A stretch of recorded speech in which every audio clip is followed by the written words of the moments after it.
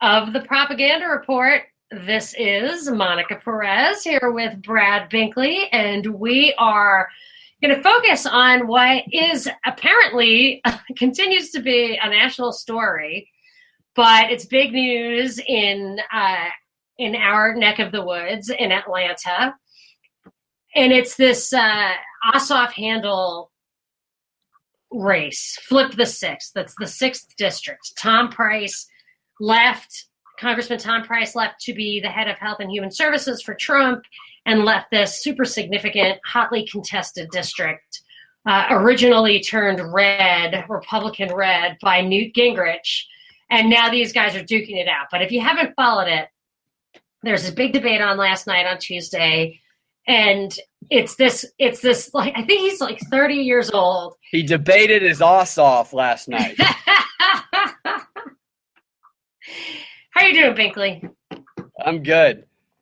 You tweeted the crap out of that debate. I was busy with the kids. But. Well, it was like watching both of their campaign commercials with moderators pushed in between of them.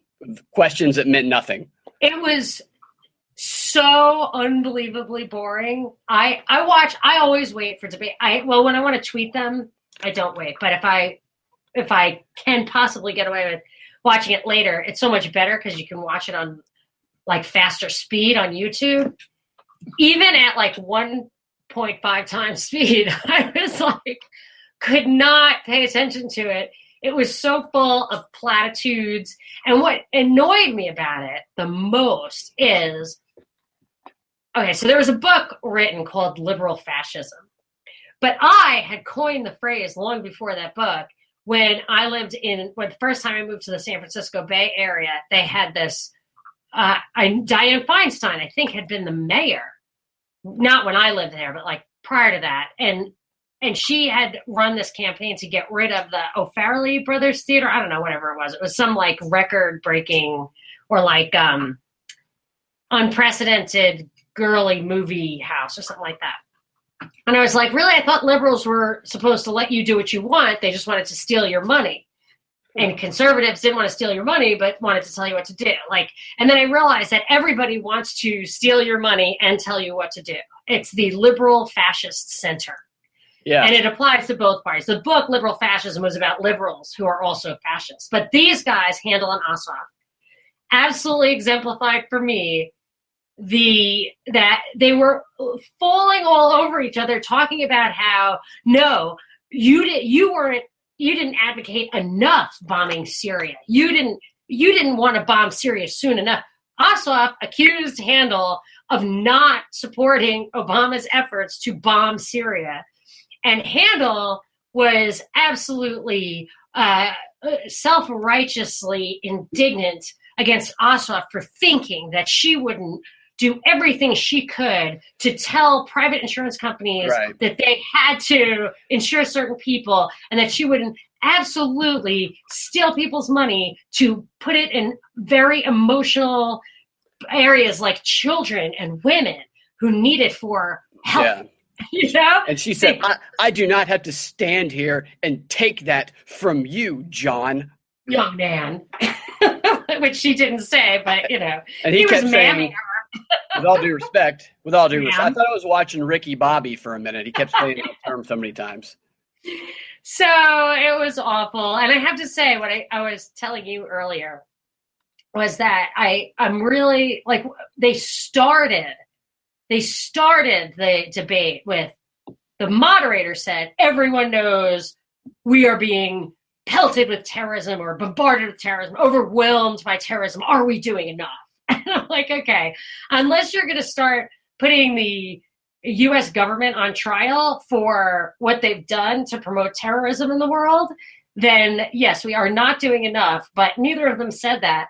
But it just makes me sad when the Democrats and the Republicans are all, it's just like the Republicans now fostering populism and welfare and all that stuff, this like new right The same thing with the left. I mean, they pound the table for war. They can all agree on war. And it's like bombing Syria for what Syria does to its own people. Ask the Syrian people if they want your humanitarian bombs. They don't. Yeah.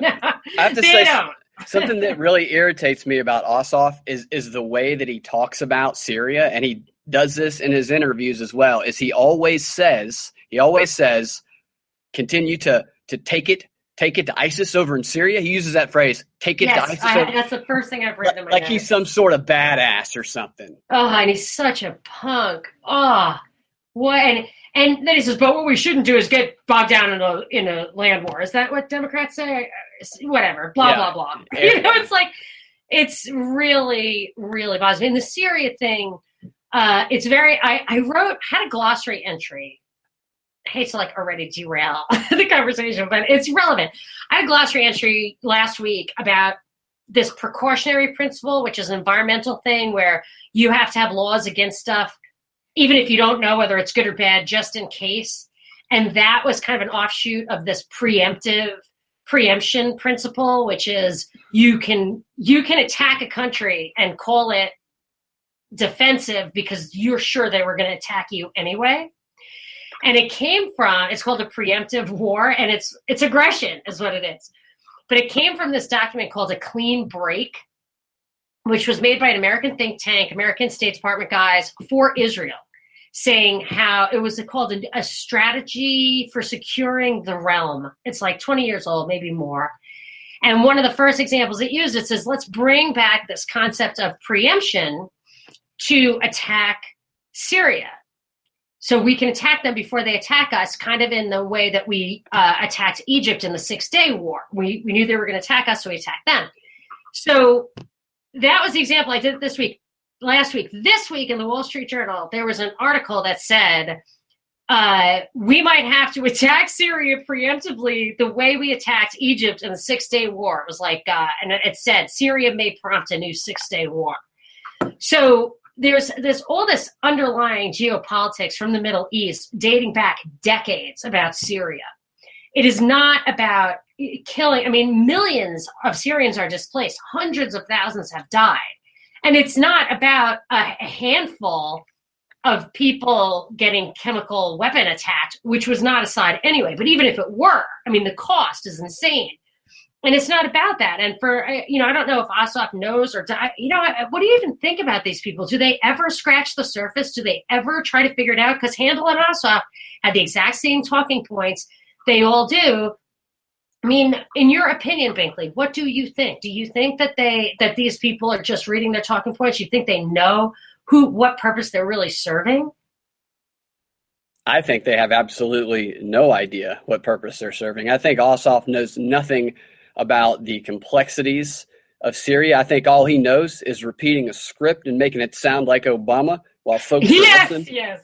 And it was so repetitive. Like anytime they would have follow-up question and he would just repeat the original. Contributions is less than $50.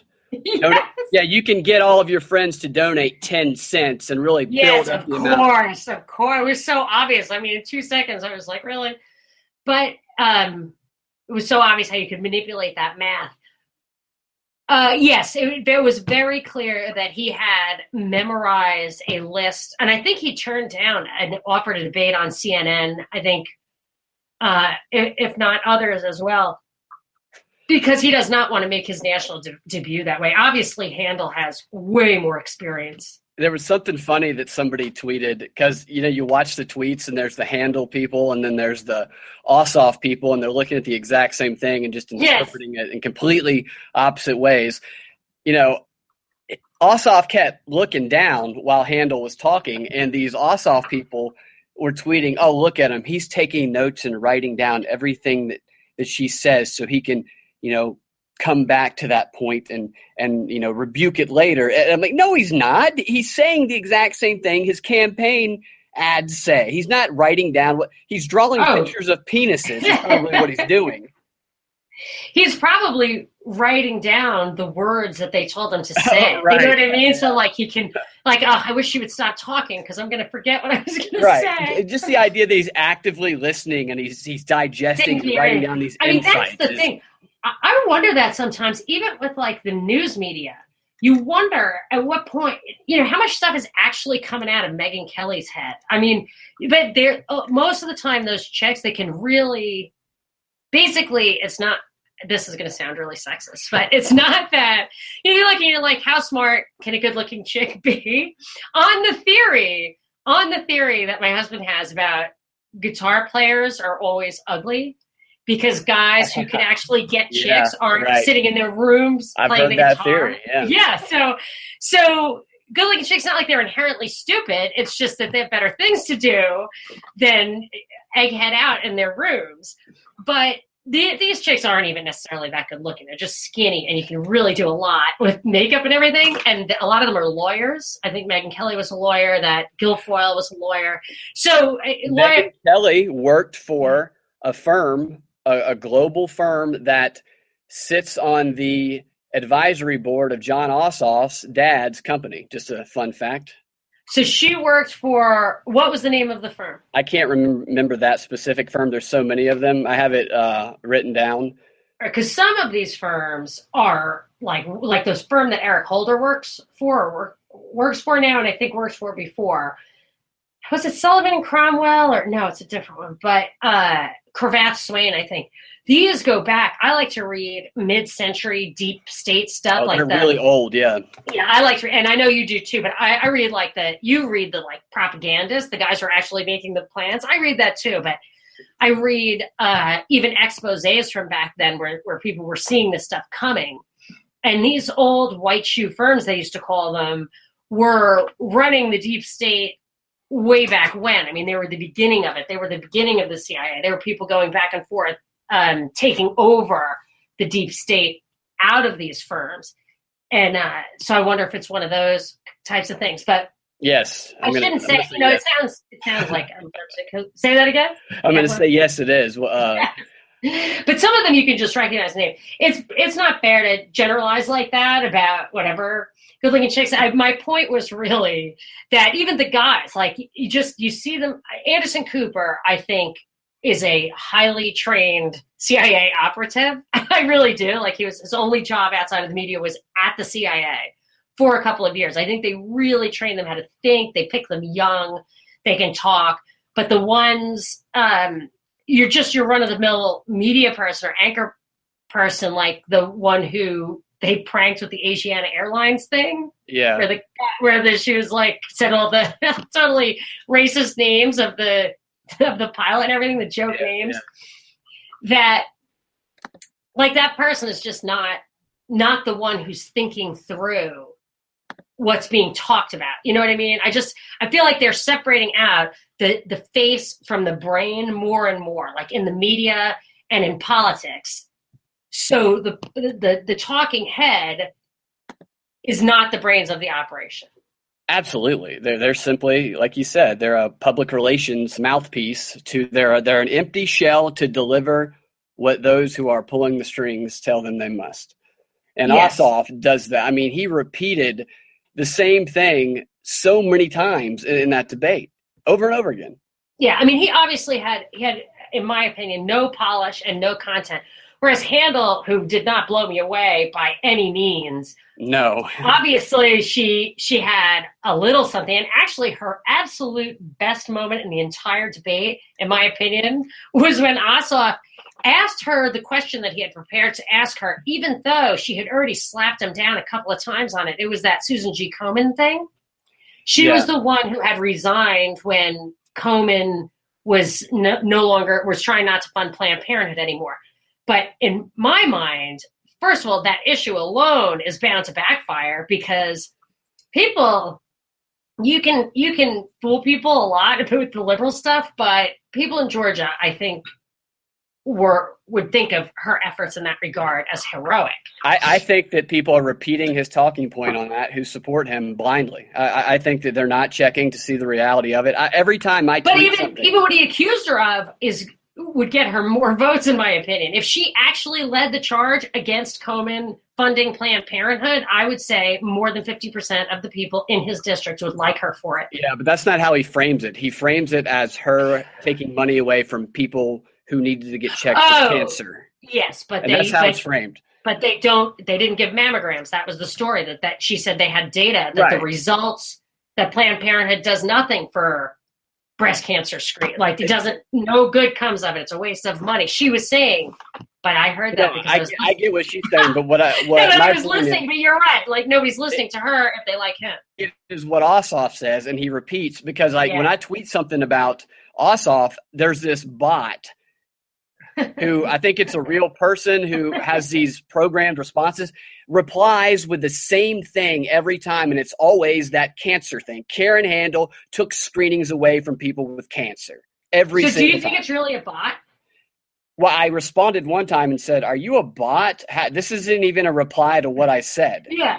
And did it get you the same reply again? No, he responded that time, but then he kept responding with that same cancer comment with other things I said. And I every now and then I'll reply to him and I'll be like, "Are you even reading the things that I'm saying? Because what you're saying has no relation to it." Okay. And I never said I supported Karen Handel, not at any point in time. No, that's the thing I get that all day. That's like when that chick on Facebook called me a socialist for thinking Trump is a crime. Like, how am I?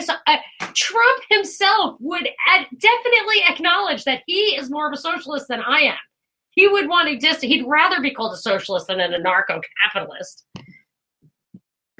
Absolutely. I got so many tweets last night of people just assuming that I'm supporting Karen Handel and assuming I'm this hardcore conservative, just bashing the things that I said without responding to anything. But he's just the worst. And you have to maybe this is why he mimics Obama, because he's going for the same effect, which is you have to just blindly, like my classic, that I repeat over and over again, the analogy, like it's just, he's going for the psychic paper thing where I am a blank piece of paper. Project your liberal, your benevolent dictator fantasy onto me, And that's what Obama did.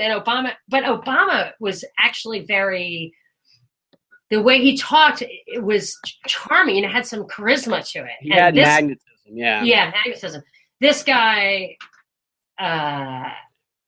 it's awful. He's a robot. Like, I was watching that debate, and this probably didn't make sense to a lot of people, but it did to me as I was watching it. I'm looking at Karen Handel's bright red sport coat that she's wearing, and she's being kind of whiny the whole time. She reminded me of a bruised Apple fighting with an iPhone 3. Barely functioning. Oh, you should draw a cartoon like that. Yeah. That would be great. Duking it out. Like, he's the first model. They're trying to figure out the kinks in the first model. Yes. Next one's going to look slightly like him, going to look kind of like Ossoff, maybe a little bigger. No, he is it's Kushner. Yeah, he does. Kushner is the iPhone 6. Kushner is the 6. Kushner's the newer model. He's not allowed to talk either. Kushner doesn't have Siri yet. I've never heard him talk. Never. That's why that Saturday Night Live skit was so awesome. Maybe he talks in his mind. He's so advanced. It was the one where, what's his name, who I cannot stand? Jimmy Fallon. Yeah, Fallon he did play a good Kushner. He did, but all Fallon does is laugh at himself. Yeah, I always feel like, it was so Fallon being, I think he actually was holding a mirror and looking at himself in it, which is totally Fallon anyway. So it might as well be Kushner. Anyway, yeah. It doesn't matter. But Kushner is, again, the same, they just feel like puppets that they're trying. I feel like there's this new strategy to get your puppet in when they're really, really young. So that they can be like the 50-year congressman. They can be the Strom Thurmond or whatever, just lock up that district forever, get your deep crony roots in there, and just serve the dark lords from within. A lifetime. Humor style, yeah. And you have a lot of you're still getting more and more kind of dark lord stuff out of his dad, are you not? Oh, his dad. I'm starting to believe that his dad. Like Satan himself. we talk about they and who's at the top. I'm starting to believe his dad is the guy at the top. That's why you don't know. You know who's like that? That guy Mercer. Ever look at that guy? There's a guy named Mercer who, like, you've heard of him so little. Maybe do you recognize that name, Mercer? Rebecca Mercer. I was going to say he just goes by Mercer. His I forget his first name. That's how. Are they from unknown. Atlanta? Huh? Are they from Atlanta? He's British, I think. Oh, that's British. what. Yeah, that's right. What you just said is the key. That's the thing about it. It's the, they're in the shadows. Like they're yeah, that's what I'm saying. Like it's only the ones whose names you don't know. And that's what Renee's talked about all the time in that's propaganda. You stay in the shadows because you don't want to be seen. If the puppet master is not hidden behind the stage, behind the curtain, then you're going to see the strings. Right. All we see is something that looks and that's why it's real, but clearly is artificial. And these puppets have to be carefully crafted two-dimensional images. I hate to say it, like Trump, like Obama. I'm not saying they're not human beings. I'm just saying that their persona has been managed for so long that even when you get to the depths, they're not really depths. And this guy, Ossoff, is a created person. He's not polished in the slightest bit. I mean, he is totally pupil, like he's a pupa. He's not ready yet, but they're putting him in there before he's ready so that he can kind of, grow into the job. But it's his dad. I don't know. I'm interested in what you've come up with. Well, but the fact that his dad does stay in the shadows. Now, Ossoff himself is out there, so that's going to shine some light on his dad, but they're not shining the light on the dad, right? Has Karen Handel ever asked him, like, you want to reform the tax code and your dad's entire fortune depends on an opaque tax code? No one has said anything about his father. So either Karen Handel hasn't done any research or she's not really trying because is there like an unspoken rule that you can never ever do that? Because with a guy who's 30, you kind of, what is there to look at? I mean, it's not like, you're attacking George W. Bush about his 95-year-old father. I did that on the air once. That's the thing, though. A lot of people actually do that. So I did it by accident. I did not mean to. I had just read this crazy book of like how bad these guys had been with like the bank, BCCI, like all the corruption and everything. And it was so down on HW, but boy, people went bananas. Yeah. Here's a president, he's sick. And I was just like, who cares? Yeah. Here's the thing. If the father or the person that you're going after that's connected with the candidate is the person who's pulling the strings, is the person who has the influential power, then you need to understand, because you're giving power to this person by voting. A vote for Jon Ossoff is giving power to his father, his mother, and the gaggle of multinational billion-dollar lobbyists and tax corporations that he works with, that he's in bed with. Yeah. Yeah. So you need to know about it's like the husband-wife thing, where the spouse takes over the job, or like with Putin when Medved or whatever his name is, like his prime minister became president because like the law wouldn't let Putin be president again. Yeah. But when Obama said to him, "Hey man, you got to cut me some slack till after the election, then we can do all the deals you want," he's like, "Okay, I'll tell Vladimir." So the president was saying, "I'm going to go tell this other guy who is obviously the real president." So it would be hard to believe that Ossoff, who's 30, and went to graduate school, so like hasn't even really been in the world that much, and his all this money, all these people, it's the most expensive congressional race ever, and it's almost all his money, which Karen Handel might have pointed out the ratio of him to her, but he's going to be beholden to those people. It's not just like this Democrats for Democrats' sake. That he individually is going to be beholden to the people who put him in. Absolutely. He was out of nowhere. Like nobody knew who he was. This is not a grassroots thing. His whole claim about we need somebody who is fresh, independent, can make decisions for the people in Washington and fight. I mean, that's such a joke. He is absolutely. He acts like he is an independent. He's not an independent. No. He's a Democrat. I know. And he's not making decisions free from influence.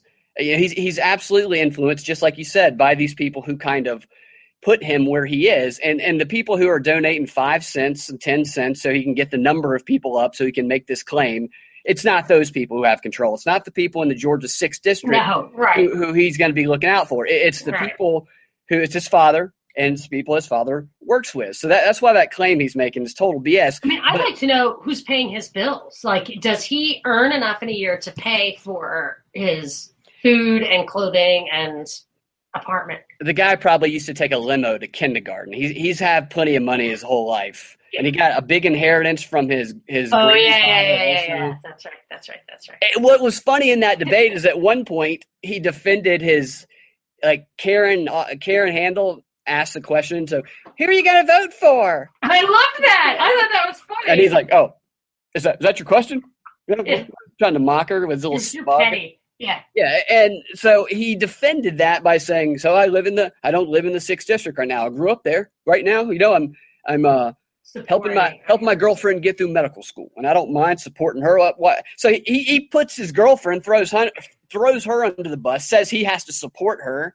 I mean, that's sexist. Yeah, that was weird. Anyway, I did think it was weird. I just now thought about that. He was basically saying that his poor girlfriend is so helpless that he has to live outside the district of the people he cares about. And to say he's supporting her, I'd like to know what. Is she not from a rich family? Yeah. She used to work for Bill Gates, one of Bill Gates' foundations. She is just as globalist as he is, based on the research I found so far. I don't know much about her family. But she went to the same elementary school or middle school, high school. You know, and this school is $23,000 a year. I have never met anyone who went to that school. Yeah, it's not going to be the typical Georgia experience going to this school. His Ossoff's dad, by the way, Richard Ossoff, is a board member, a trustee of this school. He makes important decisions about what happens at this school. The school is has 50 acres or something like that. And it's just massive, you know. And only 1% of Georgia students go to this school. They're probably all white people for the most part. It can't be even 1%. Yeah, I read something about it, and it's really small percentage. It has to be less than 1%. 1 in 100 kids goes there? No way. Yeah, I was looking at the demographics of these types of schools, and, you know, people talk about, you know, Jon Ossoff, he's running as a Democrat, so he's, you know, progressive values, equality. These schools are filled with white kids. The advisory board of Jon Ossoff, of Richard Ossoff's company, is filled with old white men who were the richest people in the world. There's a couple of women there. Just go start clicking down the list of the advisory board at StraffordPub.com and make a check mark ratio of white men compared to everybody else. I actually, you know, I don't care at all about that stuff, except for that there is one, when you start to get to like the English roots of money and privilege and world power, it's not like when I lived in Texas, worked at a bank, the old boys network was just old white guys. Like there was no, I mean, they used to have lunch at strip clubs. So in New York, I would go with them. You know, they would have bachelor parties, I would just go with them. Like I didn't get off on the strip club, but they didn't care if I was there. And I was going to let them all go out, you know, till 4 a.m, have stories to tell and not be a part of the crowd. And they didn't care. But did you try to talk economics while they're getting I would. I mean, I am such a nerd. Like, if I was not interested, and I was like, oh my gosh, like, I just figured something out. Like, no, shut up. But I do like to drink, so I was definitely occupied.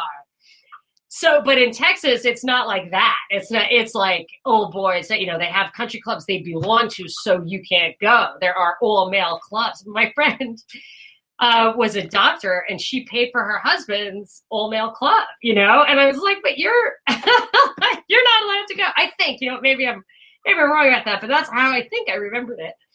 And so she paid for his membership to it? Like she had a bunch of club memberships that I remember she used to pay for the club memberships. And when I was like, oh, what? I never even heard of that one. She's like, oh, only men can go. I was like, you're paying for it. Like, at least let him write the check. You know, at least let him do that one.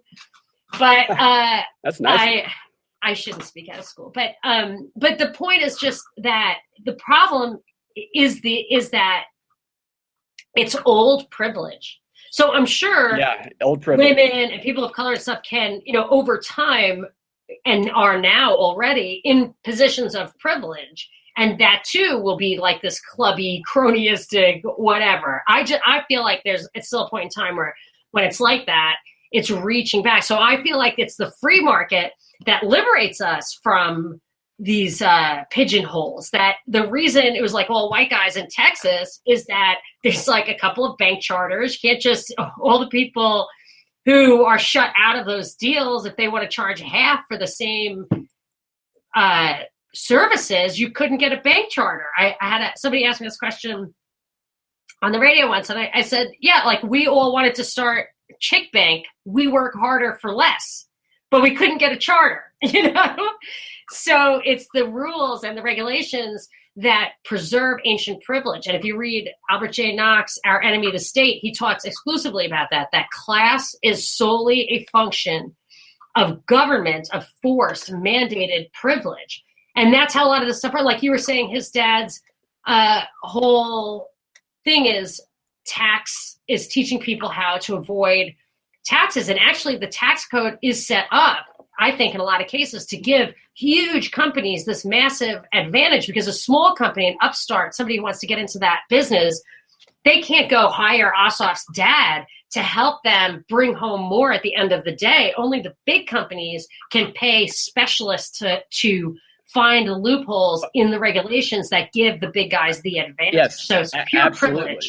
The guy who created the loophole is called Section 199. I'll have to find his name in my notes, but he works for Price Waterhouse, which is one of the big four accounting corporations, in the world. Yep. Which three of those big four are on Ossoff's dad's his company's advisory board, and the specific guy who wrote Section 199 worked for President George W. Bush. Yeah. And that is the section that these big corporations are exploiting the most because it's vague, it's complex. And my father taught me that decades ago when I was a little kid. He said what they do is they go and work for the IRS. They write these crazy rules that nobody can understand. Then they leave and they get these insanely expensive jobs teaching people where they put the Easter eggs. That is exactly what this guy does. And my point about Ossoff's company, or his dad's company, having a bunch of old white men, about the school being a privileged school with predominantly white. It wasn't that. It was that the thing that people hate the most about Donald Trump, the stuff that's fueling their rage and causing them to support Ossoff, is that they believe that Trump is a rich, racist white dude who is surrounded by white men all the time, who only got successful because his dad gave him money to start his business, who's a sexist, who doesn't hire enough. Everything that they hate about Trump. And also who evades taxes. Everything they hate about Trump, Jon Ossoff's dad, Richard Ossoff, completely embodies. And when it's how Trump got rich. It's like it's a vehicle and tool for Trump, according to these people. But with this guy, it's his very essence. Everything. He makes his money. Itself that made him rich. It's like Trump's like, okay, I got rich because I used this rule in my real business. And this guy's like, I don't even have a real business. Yeah. No, I just used the rule. The further that I look back at Richard Ossoff, I think they have some really old money. So he might have started off pretty wealthy as well. Who was the British one? The mom? The mom was from Australia. Oh, Australia. Yeah, the dad's from Boston. The dad has absolutely zero ties to Atlanta, except for the fact that he lives here. He moved to Atlanta. He used to work for McKinsey & Company. McKinsey & Company, one of the biggest global consulting firms in the world. They like you said, they recruit people out of Harvard. They have been tied. There's a CIA conspiracy that's tied to them. No, that I don't know anything about. Do you have any color on that? The CIA hired them to rearrange their operations back in 2013. Everybody on Earth is probably hired him. Right, and that's my point. The biggest companies, the intelligence agencies, the biggest government, Ossoff's dad worked for this company that gets hired by the most powerful people and agencies in the world. And when he talks about it in his interviews, he talks about it like he worked there, it was a summer fling or something like that. You can't find hardly any information about his time there. It's like somebody whitewashed the internet and took it away. But I found an article that talks about Ossoff from a newspaper from like 1982, and it gave me some dates, and that's what I needed. I was trying to figure out when he was at McKinsey, and I discovered looking at this information that Ossoff came to Georgia in 1978. And the reason he came to Georgia in 1978 is because at the time he had been working for years for an international, massive, one of the biggest in the world, consulting agencies. They didn't say the name of the agency in the article. It was McKinsey. I could verify this with Ossoff's quote from the interview himself. So it was McKinsey he was working with. So McKinsey sent him to Atlanta to open up, it says in the article, to open up their Atlanta office of their global consulting firm. He was sent to Atlanta in 1978 to open up the McKinsey & Company Atlanta branch. I mean, that is a massive thing to leave out when your son is running for office in Atlanta. But I still am not convinced of the sinister nature of McKinsey. I mean, I've never. I'll have to give you some info. There's a book. There's like a book called, either the subtitle or the book. It's like called "Is McKinsey & Company the Devil?" and it just goes through all the corruption.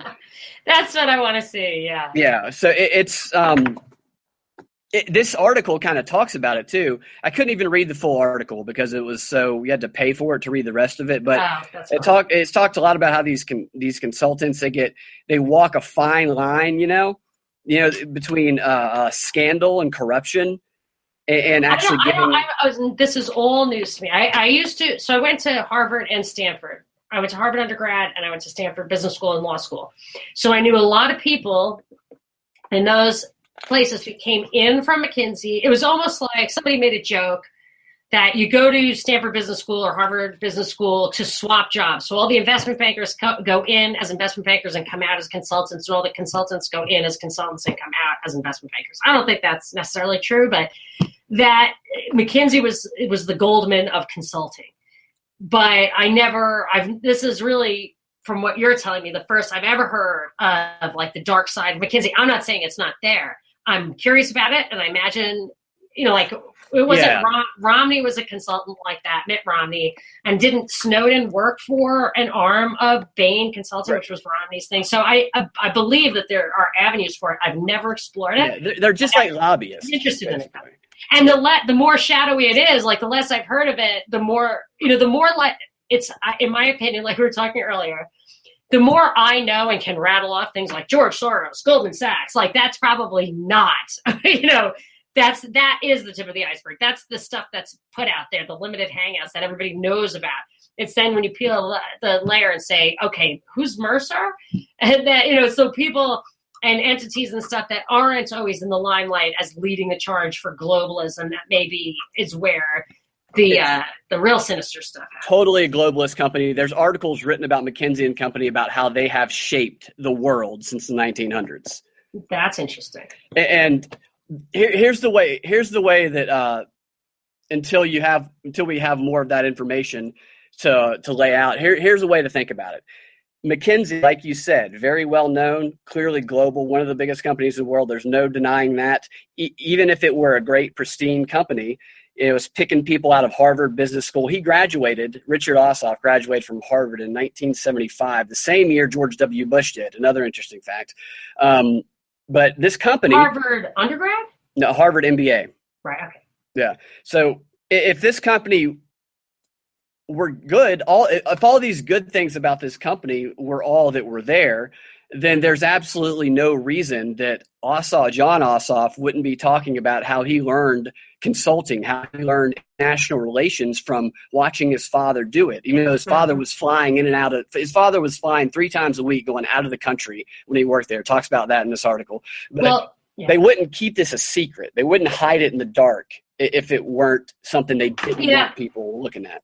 I mean, maybe it's not that interesting to people, but I will say you did say something that is interesting to me, is this idea that it shapes the world. That's in that what I'm way talking about. Yeah. Because this is what I'm thinking. There's definitely a trend that I absolutely hate. It's this stakeholder versus shareholder thing at corporate levels. When you take Target or some huge company and you put as its CEO a basically world-class bureaucrat, like really a political actor, and you take all the 401k money in the world, people are doing, and pension funds and everything, they're all putting all their money into this company, your money.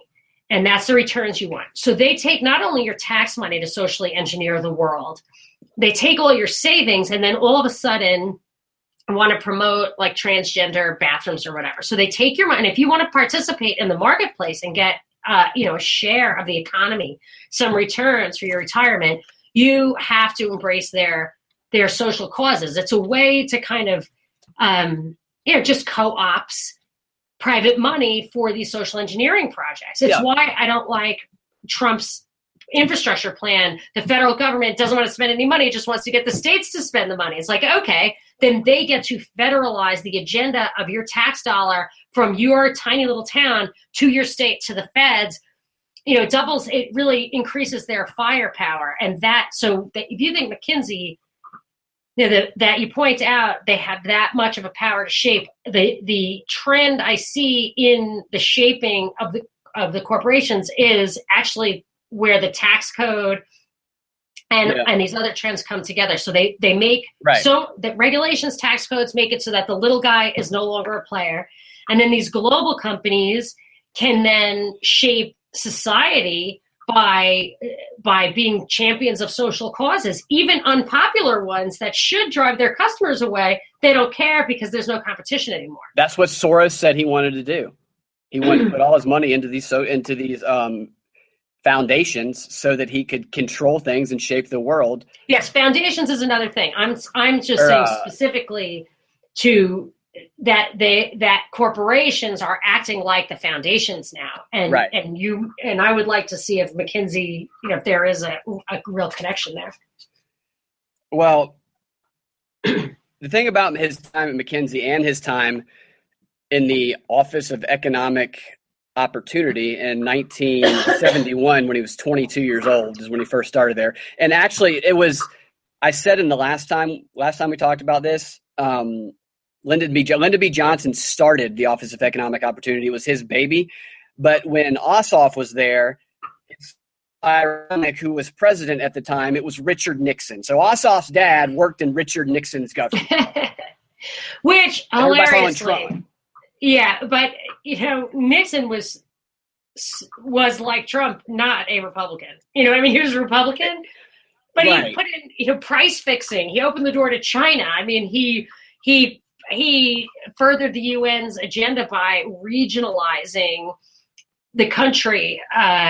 So it makes perfect sense. They're all on the same team, these people who want. Exactly. But the perception that people have, the people who love Ossoff and hate Trump, is he's Nixon, I hate him. And it's all these things that claim to hate about Trump is represented in Ossoff's family by the person who Ossoff is taking orders from. And here's the thing, Ossoff's dad donates money to Ossoff's campaign. Just like everybody else does. Ossoff's mom, her name is Heather Fenton. She donated $33,000 back in July to the DNC, which that's fine. She supports they're Democrats, whatever. Support the DNC. She also supported her son. But I found the timing of it interesting because it's almost my theory, and there's a lot of stuff there to back this up, is that Richard Ossoff, since he was in his 20s, working for the Office of Economic Opportunity, working for McKinsey. He established a whole bunch of other consulting type firms and businesses. He's got so many corporations that he did when he was in Georgia, including Stratford, which at Stratford, he works with all of the contacts that he probably developed at McKinsey through the years, because he's working with the richest people in the world. He's consultants with lobbyists. That's a good point. Yep. And so those are all the people he's working with. And all these people are tied to big government. They're tied to big business. They're tied to intelligence agencies. They're tied to Russia. They're tied to Turkey. They're tied to all the things people hate about Trump.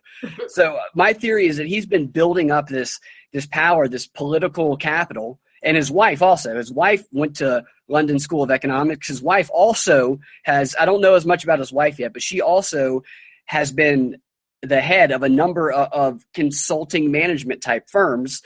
They've been building political capital for decades, and they saw an opportunity arising. Maybe they knew who Hillary Clinton was gonna name a position to, where they could have tried to slip John into that district, and they cashed in their political capital, part of it anyway, to get their son to put into this position right now. Yeah, that's right. Because why him? Like, if this is such an important, hotly contested district, they could flip.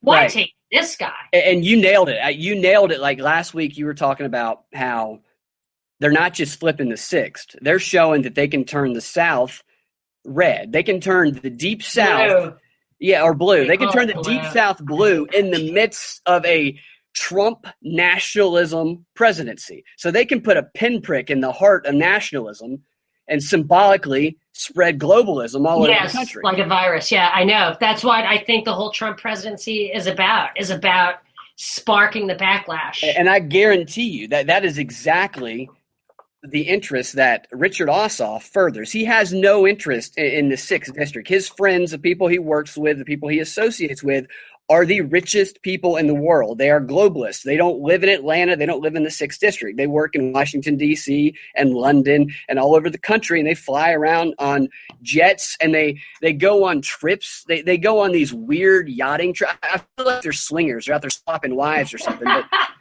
But Richard Ossoff and his wife and John, when he was younger, would go with them.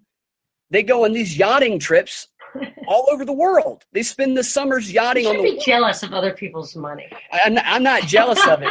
I point that out because when Jon Ossoff does a commercial about climate change, your money, and he ends the commercial by saying, "Well, why am I going to do this for climate change or whatever?" And then he says, "Because science." His argument is because science. Right, yeah. So do you think the yacht is named the tax dodger? Yeah, it should be named the tax. Isn't the yacht paid for with tax savings? No, yeah. Well, that's what money generates. So they save you all this money on taxes, and you give them a cut, right? Here's the thing with that. I haven't found specific evidence of where he paid for the yacht. No, I'm not talking. But he probably did. Theoretically, they got rich. Every dollar they have is just a cut they took of somebody's tax savings. Now, I have to say, as a libertarian, taxation is theft. So I don't care. Yeah. I actually wonder, I have more of a problem, morally paying taxes than I would not paying taxes, because they take the money and they kill people in other countries who are not trying to kill me. So I'm not a fan of paying taxes. I totally agree. But they're all colluding, in my opinion, on using the tax code to exact privilege to keep the middle guy and the little guy down. But I want to say something about the flipping stuff as a backlash to Trump. I still think there's a 1% chance that Hillary was in the tank for Trump, whether she knew it or not. But Bill knew it. You know what I mean? She was there for that reason from the beginning. It wasn't like a toss up there. I think there's a chance of that. And to see, I think the proof would be if Obama just got a $65 million book deal. I was trying to do the math, how many copies of the book would you have to sell to get a $65 million advance? And my daughter had just been asking me how politicians get rich and how can you corrupt a politician? She didn't understand how it works. And I said, well, if they give you $1 million to make a speech, they're not really paying you to make the speech. They're paying you back for what you did for them before, or they're giving you an advance on what you're going to do. I said, like books. Maybe they'll buy 1 million of your books and dump them in the middle of the ocean. That gets you the money and whatever. And then the next day, the Obama thing. So I just if Hillary gets a $65 million book deal from somewhere, I'm going to think that this whole thing, or Bill, more likely, that he just sold her down the river, that this whole thing was a setup. Like the Trump phenomenon was a backlash, intended backlash that because for years now they've been trying to flip the South for years, long before Trump. Like this has been, I've noticed it from that Dylan Roof crazy, I remember that Confederate flag thing. Like, I've always from the beginning, it's like, all right, they're absolutely tried the Lafayette movie theater. That guy had a Confederate flag. Like they're really trying to shame the South out of states' rights, free markets, small government, like, this stuff that is not racist, but they're just, they've been doing it for so long. And I feel like if the Trump presidency results in flipping the South, I'm going to think that was part of the plan. Right. And that's why people need to learn about Ossoff's family. Like that's why, why about his yacht, because they're like, I agree with you. I don't care if he's got a yacht, if he's going to ride around, I don't care, but I don't care what his views are on, I don't care if he hates climate change. I don't care. But when people are voting for Ossoff because they think he represents something, and when you look into his family and their activities and the interest of his father, who controls what he's doing, conflicts with the interests of people in the 6th district and the promises Ossoff makes, Ossoff is not going to choose the people of the 6th district. He's going to be forced to choose what his father tells him to do. And when his yacht is dumping gallons of gasoline into the ocean, and the propellers on his yacht is just shredding every animal that it tears through as it goes through the ocean, and then Ossoff is saying, because science, climate change, people need to know they're being lied to. Well, and when his private airplane, he has a private plane. His father's that's much more expensive than a yacht. Yeah, he has a private airplane, and he's his own. Yeah. Wow. His own private airplane. It took me a while to confirm that, but I was able to confirm that last week. That's when you know. So I asked my husband, it's like, hey, I think that guy, like somebody knew. I was like, I think he got super duper duper rich, and he said no, and I was like, how do you know? He said, because he would have 15 cars and a private jet. I know that guy. And if he was super rich, he would have all that stuff. And I was like, oh, yeah, okay. I don't think that way, personally. I don't want that stuff. That's like a headache to me. So you would never know if I got super rich, because I would not have 15 cars and a private jet. But having a private, you have to be pretty rich to have a private jet. And here's the thing. For me, I don't in the slightest bit, like for that guy I was talking about, resent value-added entrepreneurship. I love it. I think it's awesome. It makes the world go around. Have at it. You want to work like crazy, spread value, accumulate wealth. That's awesome. That's fantastic. But I want to understand, like for these guys, I'm not getting any sense of a value-added endeavor. Now, McKinsey, I mean, to the extent you make a company much more efficient and you get millions of dollars of fees, that's real value-added. And I guess if the tax code were innocently confusing and you helped people optimize it, that wouldn't be so bad. It's just that it really smacks of back office dealing. That's a lot of money to end up with for no, apparent, no product.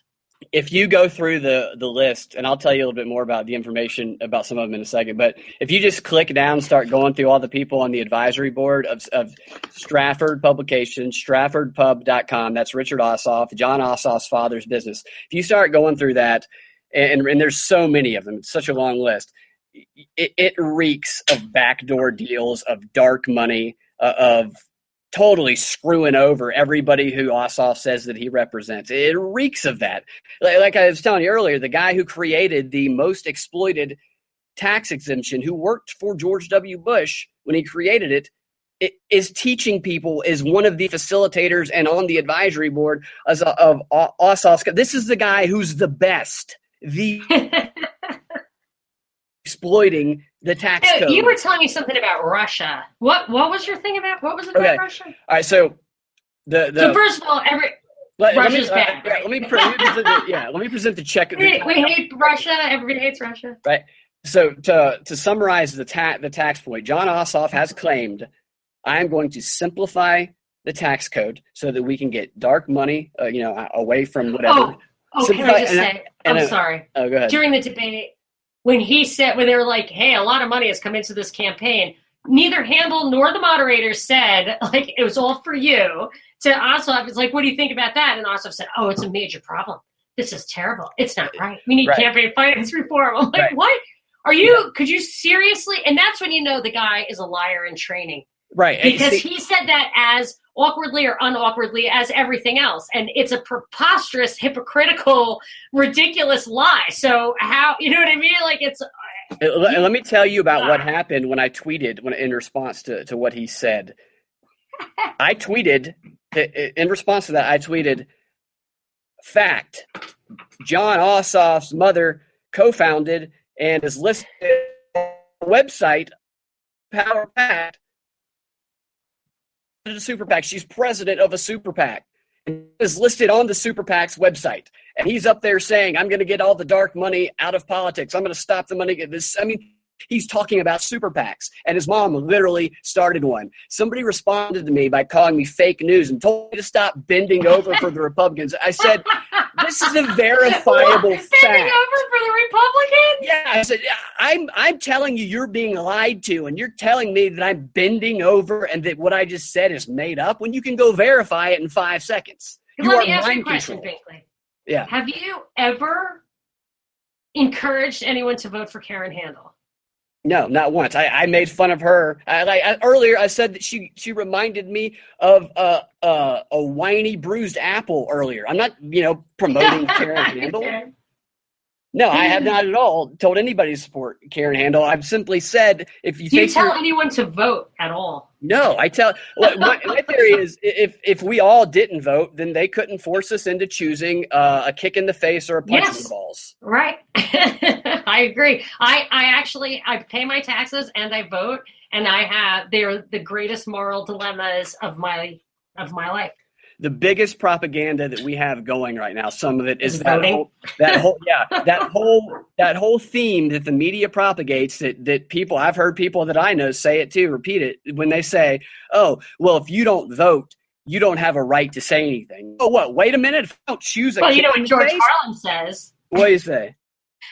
I didn't vote. You can't blame me. Exactly. But they have to have people vote. You know this as well as I do. But there's another thing, like participation, though. But the idea of this, though, is because you buy in. If you don't choose between two terrible choices, terrible. Then you give up your right. You give up your freedom. I mean, that's what that's saying. That's insane. My mother, there was a good, there's this analogy, like if it's always Nazis. If the Nazis have like 10 kids lined up and they give you a gun and they say, you shoot one of those kids or we're going to shoot all 10 of them. What do? And my mother, she's so simple and beautiful. She said, she said, you can't do it. And she said, if they want to kill those kids, that's on them. It's not on you. You can't do it. So when I'm not 100% sure where I was going with this analogy, but they're forcing you, you pick one of these jerks, they by getting you psychologically to feel that you're the one who has to make the choice. And then the choice is between two evils. Yeah. They need you to do that because they need to co-opt you. They need to own you. But I was telling my kids, like, they're at this age.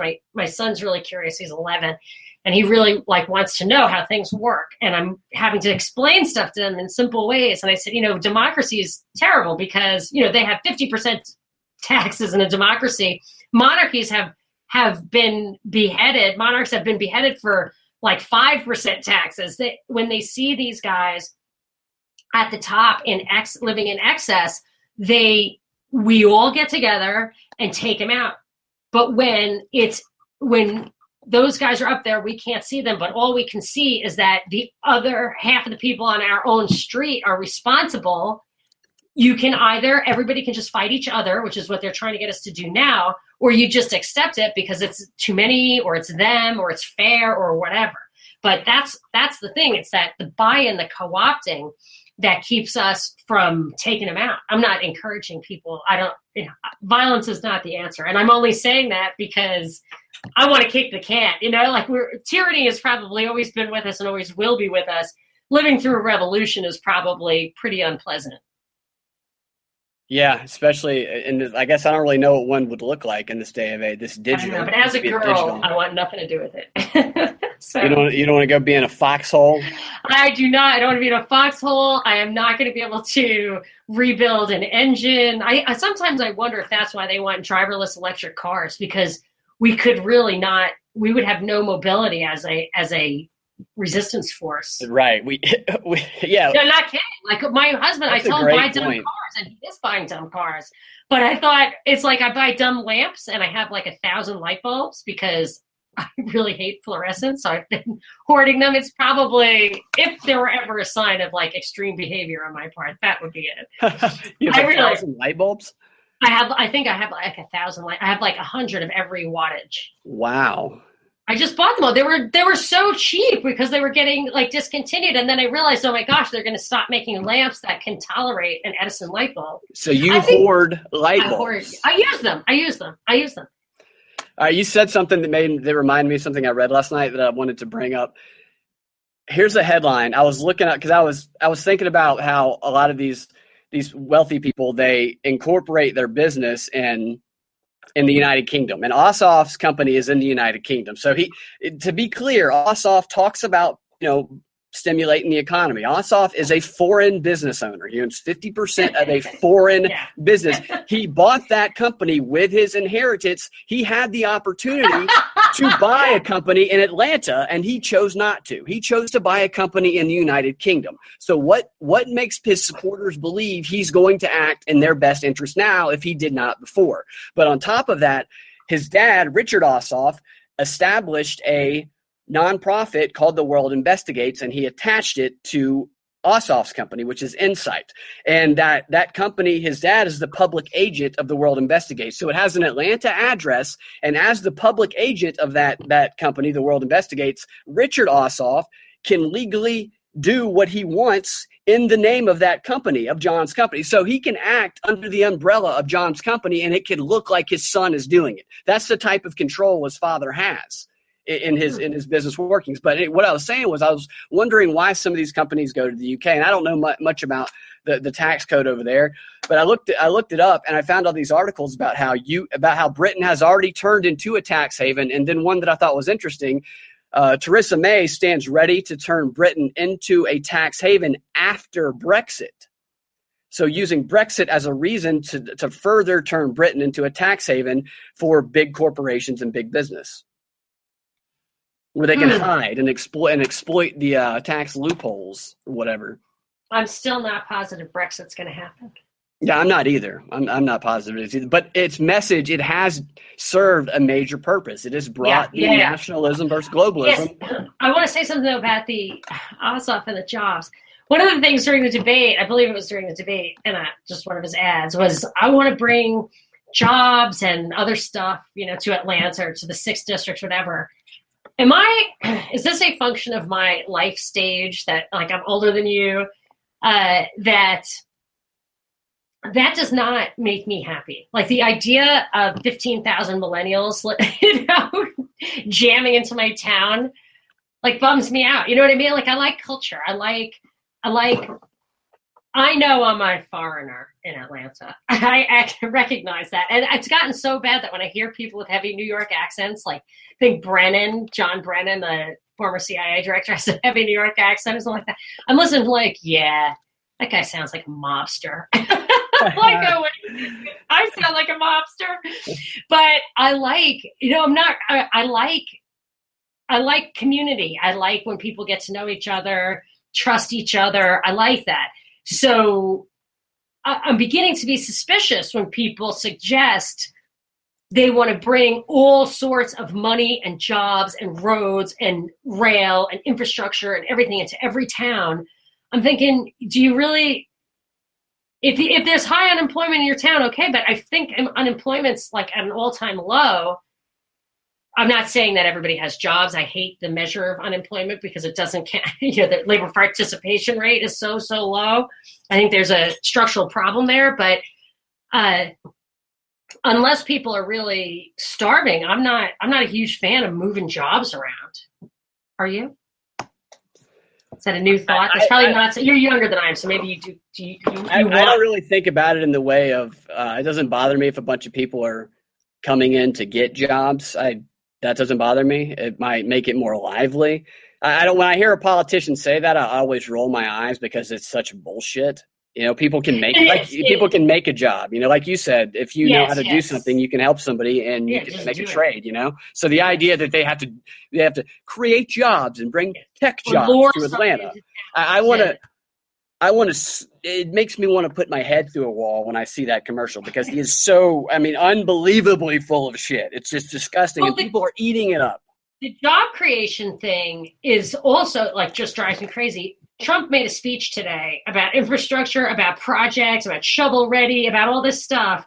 And it was, it was a Democrat speech. It was just a speech about how the government is responsible for making jobs and spending money. And without the government building infrastructure, that's what made this country great, which is complete bullshit. Because in the 19th century, when you had the biggest growth ever, you had, I think before the Civil War, there were 400 private road companies. The government did not build roads.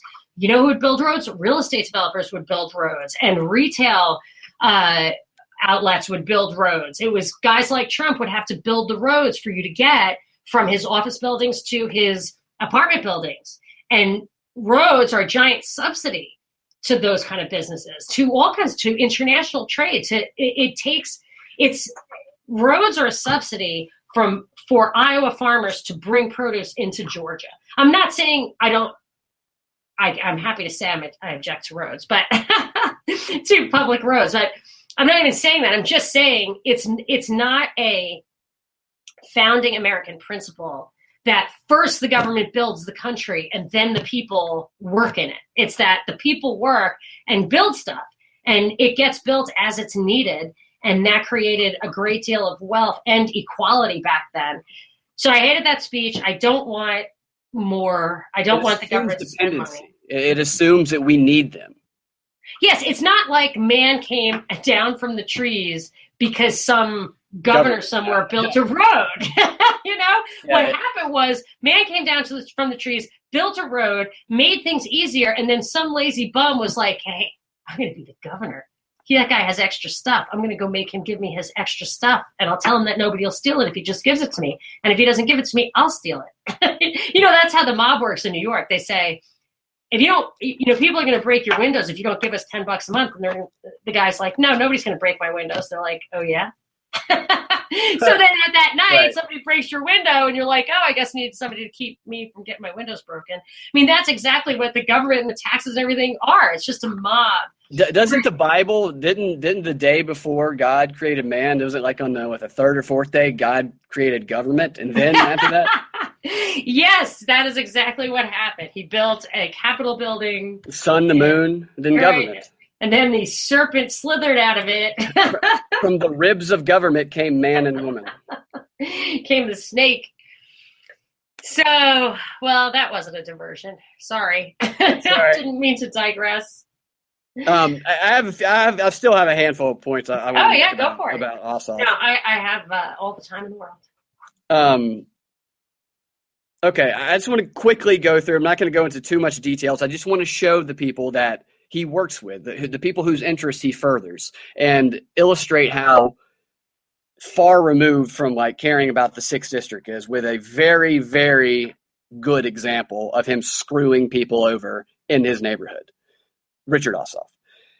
Starting with Stratford Pub, that's his company again. Just here are a few examples of the types of companies that are on the advisory board of Stratford Publications. Now, keep in mind, I'm not going to give the specifics of the financials, but most of these companies generate between $1 and $2 billion worth of revenue per year. Most of them are in the top 10, top 50 classifications of lobbying firms or of tax consulting firms, as I mentioned earlier, in the world. And all of them are global firms, most of them located in Washington, D.C.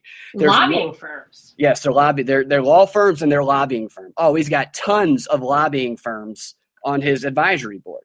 That's what I'm talking about with the consultants and lobbyists kind of crossing over. And what's an advisory board? Like, I understand what a board is. Now, here's what they do. Because they own the company and they tell you what to do. This is what his advisory board does. I started looking up some of the people associated with it to see if they were more than just a name that was on his website, and they are. They have an active role. I mean, he's been working with these guys for a long time. I mean, like I said, he goes and trades wives with them around the Pacific Ocean. I always wondered about that. Like the super rich guys who are still with their original wives, like, isn't part of the whole ego and money and power thing having the Epstein gig, or is that like, whatever? I don't know what the laws are in international waters. Maybe that's. I just wonder what the wives, if these guys have a higher tendency of being unfaithful. I'm not talking about that man in particular. I would not. Would you?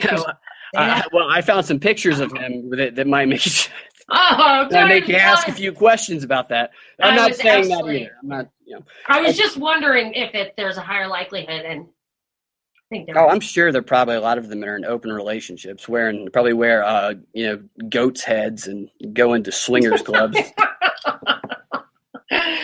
Eyes wide shut. Yeah, exactly. So, okay, the advisory board at his firm, what they do is they create very specific types of webinars.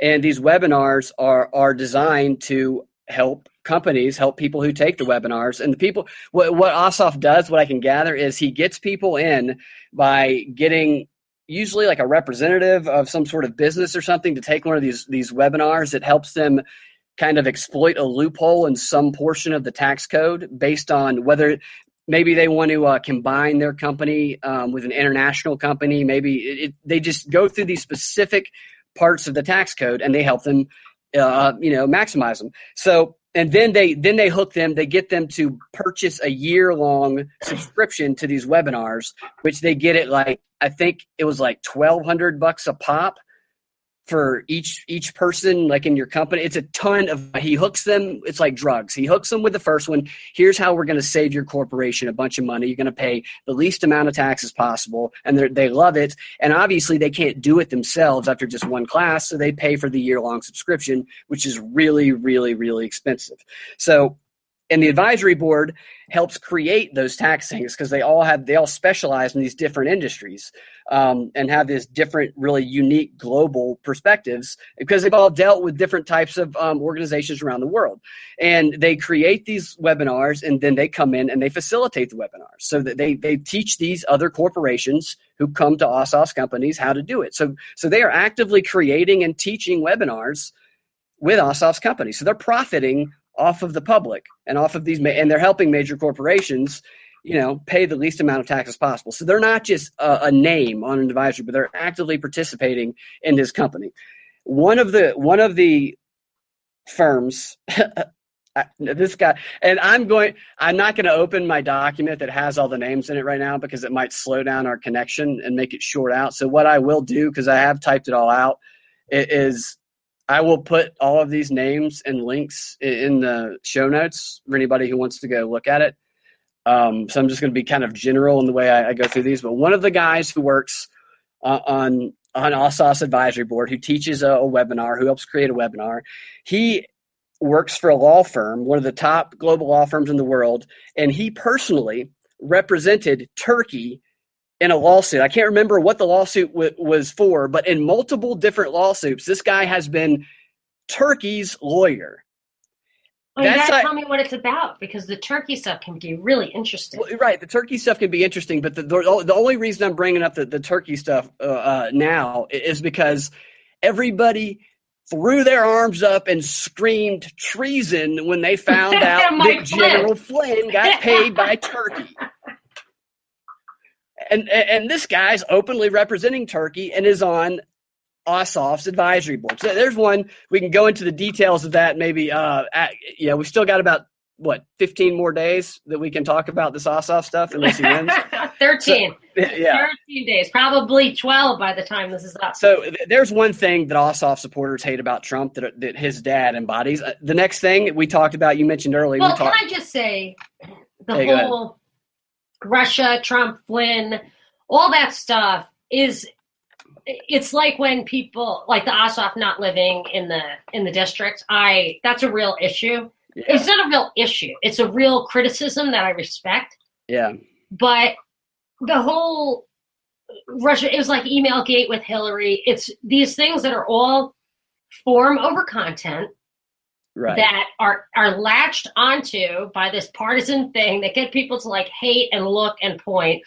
The reason there can be contradictions, like Richard Ossoff has the exact, even if his guys have the exact same connections as Trump and his guys, the reason you can have contradictions like that is there's nothing inherently wrong with it. Like there's no actual problem there. Exactly. So you can criticize the other side for it, right. And then when it's on your side, you don't care because it's a nothing burger. Who cares? I completely agree. Totally agree. I don't care that he has these connections. I just. No, I know you don't care. It drives me crazy when people they can't see what I just said. They cannot see what I just said. And when I say it, you will tell somebody, you'll have this conversation, and you'll say maybe it's a Democrat. You'll have this whole conversation how the Republicans are shit. They all do this stuff. Like they're dirty dealing, cronyistic liars. And then they'll be like, yeah. And then you'll say, and the Democrats are the same. And they're like, no.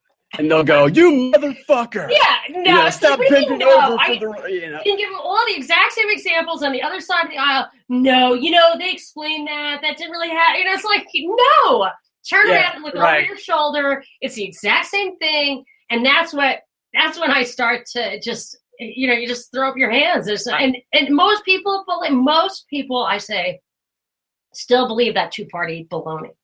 Oh, yeah, absolutely. They buy into it. I love telling people when they bring up, what's his name, Manafort, who has totally worked for pro-Russian interest, and he has also worked for pro-McCain interest. And people who worked with him, who also worked for pro-Russian interest, worked on Bernie Sanders' campaign manager, worked for the same pro-Russian interest as Paul Manafort. Like, you tell people that stuff, and they just kind of short circuit. And isn't New York, isn't there like a huge Russian mob in New York now? Like, don't they just pervade kind of everything? Is it kind of impossible not to deal with a lot of rich Russians out there? Yeah, there's rich Russians everywhere, and these people aren't pro-Russian. They're pro-money is what they are. They go overseas and they do it. Exactly. There's no, what is it the Russians, you know what I mean? What's the end game? Who cares? It's just so maddening. They're not trying to drag us into wars. They're fighting wars we're dragging them into. Right. Tell somebody that Podesta, oh, really? Did you know that the Podesta brothers, Hillary's campaign manager was John Podesta. Did you know the Podesta brothers represent the lobbying firm represents Russia's largest state-owned bank, and they've been getting paid millions, even through the election process, to try and get the Obama-era sanctions removed from the largest. Did you know that? And people just kind of like. You've said that before, but I just did not realize, that's actually significant. Not to people who support Hillary. It's not. They just kind of shrug their shoulders. Didn't he not file that just the way Flynn didn't file it? Right. The same day that there was all these articles about Paul Manafort. Paul Manafort has to file as a foreign agent, every single headline. On the same day, so did Podesta. So did the Podesta group. But, people don't. Yeah, and I don't care about Podesta doing that. I don't either. Who cares? The Obama sanctions were absolutely so stupid. I knew that they were teeing up some kind of psyop. I still think this entire thing is a psyop. But regardless, it's just nobody's going to go to jail because nothing really happened. I should say I don't care, but what I mean is, they all do it. It's not something that's unique. It's just another illustration of how. And here's the problem. Politics is about big money and all these people who are. Yeah. Here's the problem. I don't steal or kill. I don't steal or kill. I try to make sure that nothing I do fosters stealing or killing. That's why I worry about paying taxes and voting. That's good. It's the closest thing to stealing and killing that I do. So when you look at what people are doing, that's wrong, crimes or whatever, you have to think about stealing or killing. So what are they saying? why these crimes, supposedly these people are committing, are impossible for us to decipher, to determine if it's right or wrong. And it's impossible for the actors themselves, when they're engaging in these relationships, to know if they're right or wrong, is that all these underlying relationships base themselves on stealing the taxpayers' money and using it in a certain way, taking the cover of military operations and killing people, or the criminal justice system and taking people out of society for political reasons. The thing is that the underlying system is so corrupt, so rife with stealing and killing, that you can look at somebody's actions and say, oh, well, ultimately that's taxpayers' money, or ultimately that created an unjust, use of force. But the reality is that the entire gigantic system, 50% of our economy or the world or whatever, is engaged in these political, bureaucratic, institutional transactions that separate regular people from the fruits of their labor, from the power, the self-defense power that they delegate to the governments. I mean, do you understand the kind of like philosophical nuance I'm going for here? It's impossible for these guys to be held responsible. They shouldn't be involved in it at all, because it's all fundamentally immoral. But you can't say, well, I didn't know. It's easy to say, I didn't know that was wrong, or I didn't know you people would react to it, because I was just doing what I do, which is grease palms and make arguments, and you know what I mean? But it's all wrong. And what they also do, which is a perfect illustration of Jon Ossoff's campaign and the support he's getting, is they deliver talking points that speak to these, that trigger these emotions, make you feel good, make you feel like this is somebody who understands you, who identifies with you, and who's going to help you get what you need, who's going to serve your interest. And then they make you ask for the punishment that they essentially give you by delivering these propaganda talking points. So they make people beg for Jon Ossoff when Jon Ossoff's father is just going to screw them. Yes. Say that again. They use the propaganda. I get the Ossoff thing. But they use these talking points to make you beg for the government control, to make you beg for the taxes, to make you beg for the thing that you would never ask for. Yes, that's what they're, that's a whole nother thing, though. Like that, I think we were talking a lot about that last year. I can't remember why it was so, I know what it was. It was the federalizing the police. So they've got this Black Lives Matters thing, and they're telling you to beg for the federal government to take over policing. Your local police is the only thing that's going to stop the federal government from systematically assassinating anybody in your town who's actually fighting to restore the Constitution. You know what I mean? The federal government comes in and wants to clean up, like, international pedophile scandals and stuff, like these deep state actors come into towns and try to quiet things down, corrupt the criminal justice system. And occasionally you'll see some standalone sheriff who actually brings someone to justice because he's not going to let murder happen in his town. This is going to, and that's really, that helps the little guy. They're going to, so anyway, that was the prime example last year. Yeah, and there's an example for the thing. And with terrorism and surveillance and censorship, Theresa May wants to totally button up the internet, wants the government to completely censor the internet. And these terrorist attacks, by coincidence, are getting her to make it look like people are insisting upon it. Right, and they're doing that right now also. They're doing that in every aspect of it. An example for Ossoff is they've created the idea that we have a president who won't show his taxes, who has made a lot of his money by exploiting the tax code, by paying the least amount of money and making the most amount of money because he can afford to have someone help him exploit the tax code, and the little guy can't. So because of this, we need someone who will stand up to Trump and who will simplify the tax code, who will eliminate these tax loopholes that this Russian operative who's in office is taking advantage of, when in reality, so they're making people beg for someone like that. Ossoff comes in, says he's going to do that, when in the reality is that Trump, if he were to take a class, if he were to need to get better at exploiting the tax code, he would go to Jon Ossoff's dad and take one of his webinars. So that's how they're getting them to beg for this solution, but the person who's offering them the solution is going to do the opposite. Exact opposite. And he's going to be in a position to do the exact opposite because he will be a congressman in D.C. who votes on the tax code. And the Trump tax reform thing looks pretty cronyistic, big guy friendly to me, that they're not taking out that crazy hedge fund thing where guys who invest in hedge funds get the money out as capital gains, even though the original investment was a form of income. I mean, there is no way, I think, around seeing that as an actually like illogical, inconsistency, unfair elements of the tax code. And that's the one thing that they should take out, and Trump's not going to do it. So whatever, Ossoff might vote for Trump's tax thing because they've probably gone on yachting trips together for all we know. They're about the same age. Just like, okay, another example of having them of asking for it is this whole idea, like we talked about, and I relate this back to his advisory board of Russia again. Of we have this Russia has taken over, Russian nationalism. We need someone who is going to stand up to that corruption when he sees it. And Ossoff tells you in one of his ads, he says, I went to Washington and I see corruption. I guess he just looks at corruption when he goes to Washington, is what it sounds like from that ad. But it makes people beg for someone who is willing to put an end to this Russian involvement in our government, when the reality is that it's just as tied to people who work with Russians and help Russian interests as Donald Trump is with that law firm we talked about.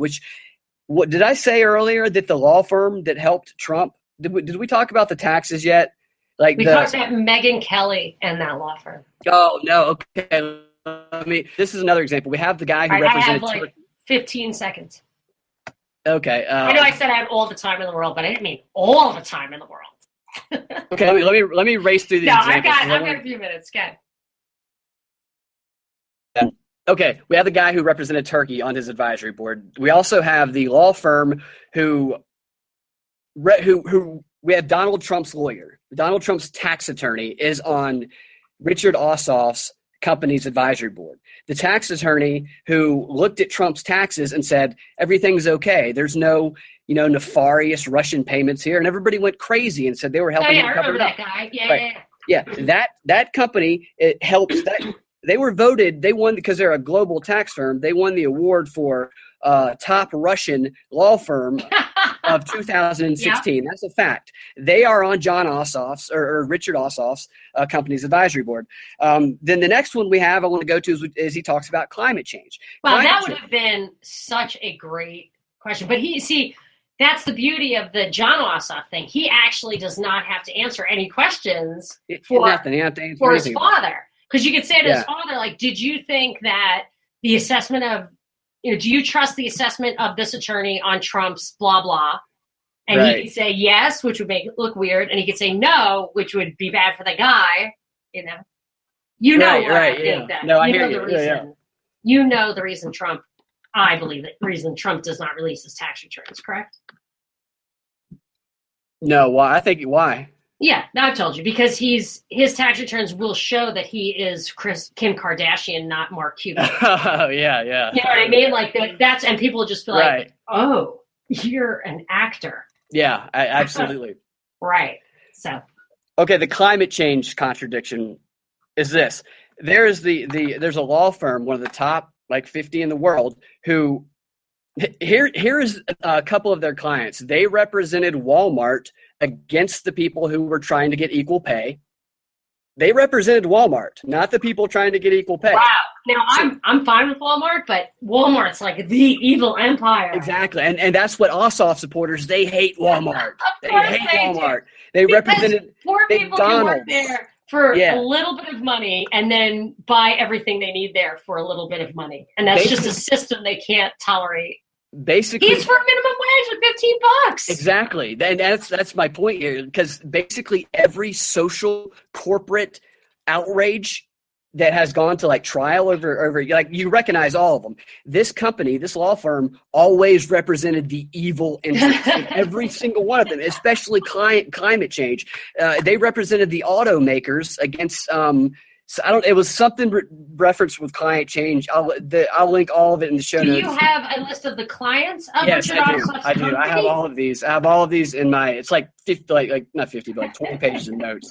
But like every single evil thing for that. So that's another 10 one. seconds. Okay, 10 seconds. Okay. No, it's not a hard break, but I'll stop. Right, I'm going to skip to the final. I'm going to skip to the final one because I think it's important to ask this question. If faced, because here's the thing: if Jon Ossoff's dad, his interests are different than the interests of the people of the 6th district, if there's an issue that arises and Jon Ossoff has to choose which side, obviously he's going to go with his dad. If anybody doesn't think that, if anybody thinks he's going to change the tax code and screw his dad, why would he go with the 6th district? Right, but I want to give an illustration. What does he care?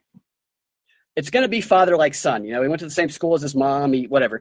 Here's what Jon Ossoff's dad, Richard Ossoff, he used to be on the he was like the head of the board of the Peachtree DeKalb Airport back in 2005. And this has been totally whitewashed outside of a newsletter from the community that wrote specifically complaining about him. What he was trying to do is since 1992, he's been trying to get more spending to build a bigger airport at DeKalb to allow more airplanes to come in. The community didn't want that because it would make the noise loud. That's what I'm talking about. You don't want to bring stuff in. Exactly. But he is an aviation guy. He's a pilot. He has been since he was young. And it's like his obsession. And he'd been trying to make that happen. Or that advisory board has since 1992, and they couldn't do it. Fast forward to 2005, they came to an agreement with the community. The agreement with the community was that the community, there's a clause where the community gets to have a say. They get to write provisions. They get to argue and discuss the issues that they end up implementing, or the changes they end up implementing, or the add-ons. They couldn't do certain things. And this was the agreement that allowed him to get funding to expand or to make some of these changes. It was he said, all right, I'm going to work with you. I'm going to do what you say, people, voters, citizens of the 6th district, and you're going to give me money for it. So I'm going to agree to these terms, right? About a month later, after the agreements of these terms, the community is outraged because Ossoff himself implemented provisions that did not allow the community to come in and have any discussion about the changes that were being made, and did not serve any of the 9 conditions that they said these 9 conditions are what we need. And they spent 6 months on a consultant and $80,000 coming up. So he wasted their money, he wasted their time, and he rejected all of their stuff and did not let them talk about it. Now, I was trying to find out how this all concluded, but they were outraged, but it's all been whitewashed from the internet outside of a couple of documents. But it shows that Ossoff, his father, would do whatever he needed to do to get what he needed. It was Ossoff's father. It was Ossoff's father, yes. I'm just illustrating. But we're working on the assumption that he is a... You know, he's an extension of his father. Maybe he will get into office and expose his father's corruption. I have no idea. That is funny. Not likely. All right. Thanks for listening to me ramble. That was so interesting. You get so fired up about this stuff. I do. I really get fired up about it. You really, I hate the contradiction. I hate it. I do think you're a Republican, though. Let's wait till you get riled up about a Republican.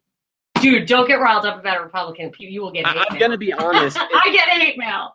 It is easier for me to get riled up about a liberal than it is a Republican. No, me too. Because the fundamental the lies that the Republicans tell me, I'd rather hear the Republican lies than the Democrat truths. I agree. I should have never watched that debate because before that, I could have at least pretended that I could have possibly liked Karen Handel. But after watching that, I have no interest in Karen Handel either. No, it was not good. Not good. Well, that was a joy. Thank you very much. I enjoyed thank you. Sorry we ran late today. That was my fault. You got so much hate. What? No, I love. You love the people of the 6th district. I think if we have what? I said I want to empower them. Yes. If we have any set of people listen to our podcast who don't live in the 6th district. They're going to be like, after the third one of these, they're like, when is that election again? The election is June 20th. You will be freed from this. Hearing about it even more. It has very hot topic. Very, it's I guess after Memorial Day. Yes. Everybody takes off. And we've been on top. I must say, we have been ahead of this and gone deeper on this than anybody else has. You have. Well, you have too. Really dug into it. I have been an eager consumer of your fine research. But you enlightened me on how it's not just someone trying to win a district. It's a symbolic representation of trying to turn the whole country into communist. Oh my God, I forgot that last part. Okay. 30 more seconds. I'm sorry. You're right. So much trouble. All right.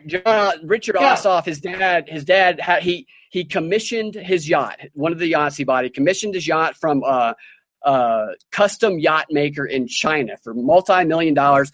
He got the first one. He got the first model. He did the test model. They wrote articles on it. They rode around China testing this yacht that he had custom built, and they treated him like royalty in the articles, and they had a big Chinese flag for waving off the back of Ossoff's yacht as they were testing it. And while riding on the yacht, unnamed Chinese diplomats were enjoying the first time on the yacht with him. Talk about a globalist. That's scary. All right. Sorry to keep you. No, you're right. No, I just get in trouble. I don't get, you know, my primary occupation is wife and homemaker. It's not being my my ranting friend. Yes, your yuck monkey. No, my primary job is not being yuck monkey. Yes, I know. It's being my husband's yuck monkey, and tell them send my apologies. No, I'm not going to tell him I was goofing off with you. That Bingley was cracking me up, and I just ignored your calls. So anyway, I will talk to you next time. All right. Thank you. Bye. Thank you very much. Bye. See you later.